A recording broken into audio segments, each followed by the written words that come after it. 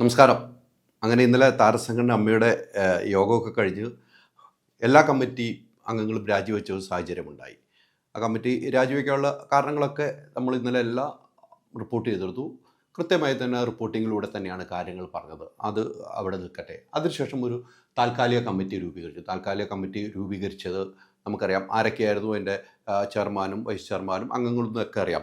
ഇന്നലെ രൂപീകരിച്ച കമ്മിറ്റി അംഗങ്ങളെ കുറിച്ച് നമ്മൾ പറയുകയാണെങ്കിൽ നമുക്കറിയാം നടൻ പിഷാരടി ഇപ്പോഴത്തെ എം എൽ എ കൂടിയാണ്. എം എൽ എയുടെ നേതൃത്വത്തിലുള്ള കമ്മിറ്റിയാണ് രൂപീകരിച്ചത്. അതോടൊപ്പം K V Ganesh Kumar, Sadiq, Shajon, doctor Rony, Asha Aravind, Krishnaprabha, Devichandana. ഇതിലേറ്റവും പ്രധാനപ്പെട്ട ഒരു ബ്രേക്കിംഗ് വാർത്ത എന്ന നിലയിലേക്ക് ഞാൻ ആ വാർത്ത പറയുകയാണ്. ഇന്നലെ രൂപീകരിച്ച കമ്മിറ്റി അല്ലേ, അഡോക് കമ്മിറ്റി, താൽക്കാലിക കമ്മിറ്റിയിൽ നിന്നും ഇപ്പോൾ അമ്മയുടെ എക്സിക്യൂട്ടീവ് മെമ്പറായിരുന്ന ആശാ അരവിന്ദ് രാജിവെച്ചിരുന്നു. ഏറ്റവും പ്രധാനപ്പെട്ട ബ്രേക്കിംഗ് വാർത്തയാണ്. ഇന്നലെയാണ് രൂപീകരിച്ചത്. ഇന്നലെ രാത്രി തന്നെ ആശാ അരവിന്ദ് രാജിവെക്കുന്നു. ആ രാജി അമ്മയുടെ എക്സിക്യൂട്ടീവ് മെമ്പർമാരുള്ള വാട്സാപ്പ് ഗ്രൂപ്പിൽ കൃത്യമായി തന്നെ അവർ പറയുന്നു. ആ വാർത്തയാണ് എനിക്ക് ലഭിച്ചത്. വാർത്ത ലഭിച്ചാൽ അത് കൊടുക്കുക എന്ന ലക്ഷ്യം തന്നെയാണ്. ഇതുമായി ബന്ധപ്പെട്ട ഞാൻ എല്ലാവരുമായിട്ട് സംസാരിച്ച ശേഷം അത് ഉറപ്പുവരുത്തിയതിന് ശേഷമാണ് ഞാൻ ഈ വാർത്ത ചെയ്യുന്നത്.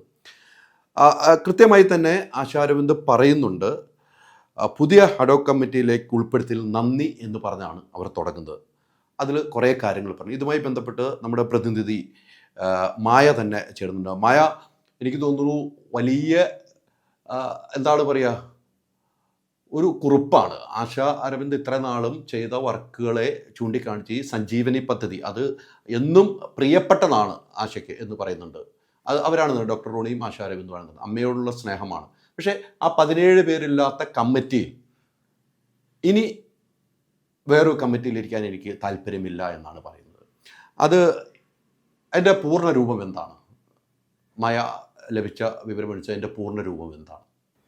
അതെ, കഴിഞ്ഞ ദിവസം അമ്മയുടെ ജനറൽ ബോഡി മീറ്റിംഗ് കഴിഞ്ഞതിന് ശേഷമുള്ള രൂപീകരിക്കപ്പെട്ട പുതിയ അഡ്ഹോക് കമ്മിറ്റിയിൽ നിന്നുമാണ് ഇപ്പോൾ ആശാ അരവിന്ദ് രാജ്യസന്നദ്ധത അറിയിച്ചിരിക്കുന്നത്.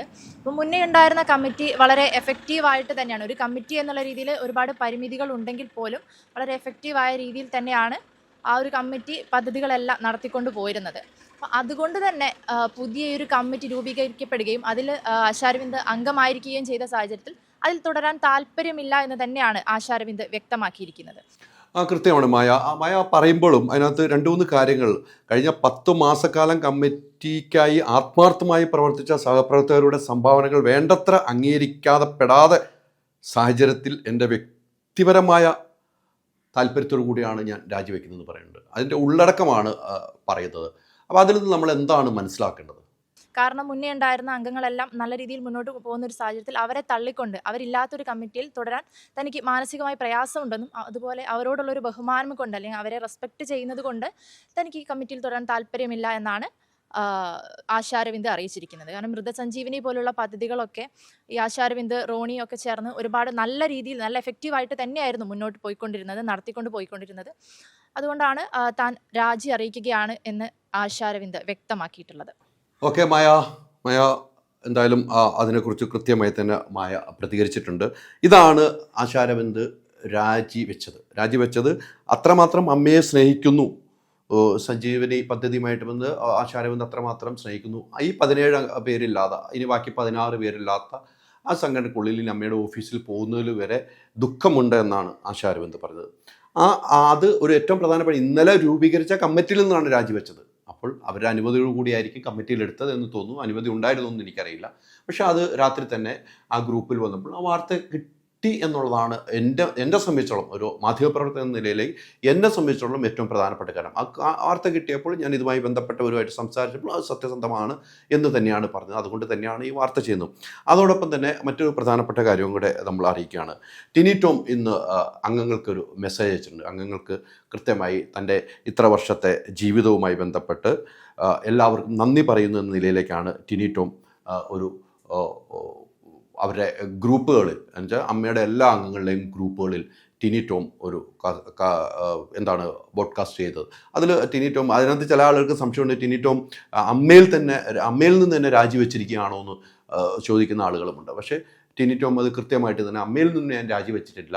ആ ടിനി ടോമിൻ്റെ കാര്യങ്ങളും കൃത്യമായിട്ട് ഞാൻ ചോദിക്കുകയാണ്. ടിനി ടോം ഇപ്പോൾ ആ, ആ, അദ്ദേഹം എല്ലാ അംഗങ്ങൾക്കും ഒരു എന്താണ് നന്ദി അറിയിച്ചുകൊണ്ട് ഇത്ര വർഷക്കാലം എനിക്ക് തോന്നുന്നു ആദ്യം നിങ്ങൾ എല്ലാവരോടും ഞാൻ നന്ദി അറിയിക്കട്ടെ.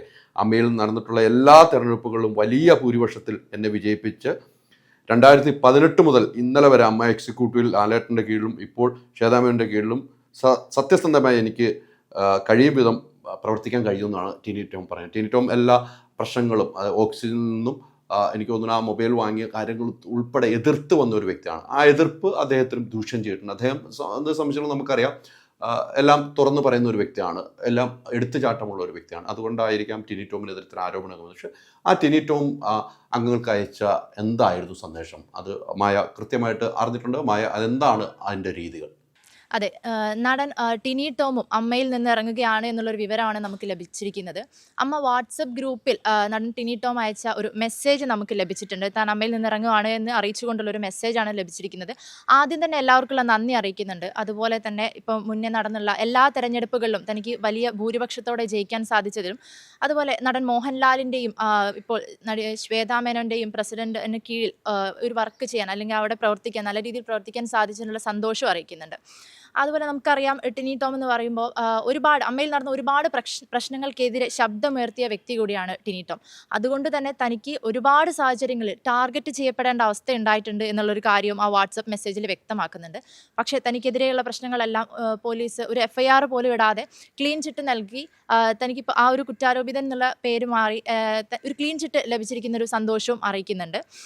പക്ഷെ ഇതൊന്നും താൻ ഒരു ചാനലും വന്ന് വിളമ്പി തൻ്റെ നിരപരാധിത്വം തെളിയിക്കാനോ അല്ലെങ്കിൽ അത് വിളിച്ചു പറയാനോ ടിനി ശ്രമിച്ചിട്ടില്ല. അത് വളരെ ശരിയായ ഒരു കാര്യം തന്നെയാണ്. അതുപോലെ തന്നെ ഇപ്പം അതിൻ്റെ ഏറ്റവും അവസാനം പറയുന്നത് ക്ഷമ ചോദിച്ചുകൊണ്ടാണ് പറയുന്നത്. ആരോടും പറയാതെ ഇറങ്ങിപ്പോകുന്നതിൽ ക്ഷമ ചോദിക്കുന്നു എന്നാണ് ആ വാട്സപ്പ് മെസ്സേജിൽ പറയുന്നത്. കാരണം ഇപ്പം ഇറങ്ങുവാണ്. അതുപോലെ പക്ഷെ എപ്പോഴും വിളിച്ചാൽ ഒരു വിളിപ്പുറത്ത് തങ്ങളുടെ എല്ലാ സപ്പോർട്ടിനും താൻ കൂടെ ഉണ്ടാകും എന്നും ടിനി അറിയിക്കുന്നുണ്ട്. ഇത്രയും കാര്യങ്ങളാണ് അമ്മ വാട്സപ്പ് ഗ്രൂപ്പിൽ ടിനി അയച്ച ആ മെസ്സേജിൽ ഉൾപ്പെട്ടിരിക്കുന്നത്. എന്തായാലും തൻ്റെ ഇത്രയും കാലം അമ്മയിൽ പ്രവർത്തിച്ചതിന് സന്തോഷമുണ്ട്. പക്ഷേ ഇങ്ങനെ ഒരു സാഹചര്യത്തിൽ ഇറങ്ങിപ്പോകുന്നതിൽ ക്ഷമ ചോദിച്ചുകൊണ്ടാണ് ടിനി പോകുന്നത്. മായ കൃത്യമാണ്. മായ പറഞ്ഞ അതാണ്. ടിനി ടോം എഴുതിയ വാക്കുകൾ ഇതാണ്. ടിനി ടോമിന് ഉണ്ടായ അനുഭവങ്ങളും ടിനി ടോം എല്ലാവർക്കും നന്ദി അറിയിച്ചുകൊണ്ടുള്ള എഴുതിയ വാക്കുകളാണ്. അങ്ങനെ ഓരോ ആളുകൾ ഇതിനെക്കുറിച്ച് ഇപ്പോൾ ചർച്ച ചെയ്യുന്നുണ്ട്. ഇപ്പം അമ്മയിൽ നിന്നും മാറി കമ്മിറ്റി പിരിച്ചുവിട്ടതിന് ശേഷമുള്ള ആദ്യമായി ഒരു മാധ്യമത്തിന് ലഭിച്ച ഒരു വാർത്തയാണ് പുതിയ താൽക്കാലിക കമ്മിറ്റിയിൽ നിന്നും ഒരംഗം രാജിവെച്ചു. അത് പറയാതിരിക്കാൻ പറ്റില്ല. ശ്വേതാ മേനോനിലെ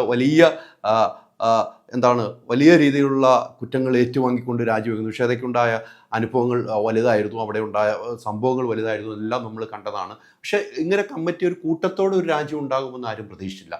കുറച്ച് ദിവസങ്ങളിൽ സമയം ചോദിച്ചെങ്കിൽ അതുപോലും അനുവദിക്കാതെയാണ് കൂട്ടത്തോടെ ഒരു രാജ്യം ഉണ്ടായത്. എന്തായാലും ഇന്നലെ നടന്ന സംഭവങ്ങൾ കൃത്യമായിട്ട് തന്നെ ഞാൻ റിപ്പോർട്ട്. ഇന്നലെ നടന്ന തുടക്കം മുതൽ അവസാനം വരെ നടന്ന സംഭവങ്ങൾ എനിക്ക് ഇനിയും കുറച്ച് കാര്യങ്ങൾ കിട്ടാനുണ്ട്. കിട്ടിക്കഴിഞ്ഞാൽ പ്രേക്ഷകർ മുമ്പിലേക്ക് എത്തിക്കും. ഇന്ന് ഞാൻ ഇപ്പോൾ ഈ വാർത്ത ചെയ്യുന്നത് ഏറ്റവും പുതിയ വാർത്ത എന്ന് പറയുന്നത് നിലവിലെ ഹഡോക് കമ്മിറ്റി താൽക്കാലിക കമ്മിറ്റിയിൽ നിന്നും ഒരംഗം രാജിവെക്കുന്നു. അത് ഏറ്റവും പ്രധാനപ്പെട്ട രാജിയാണ്.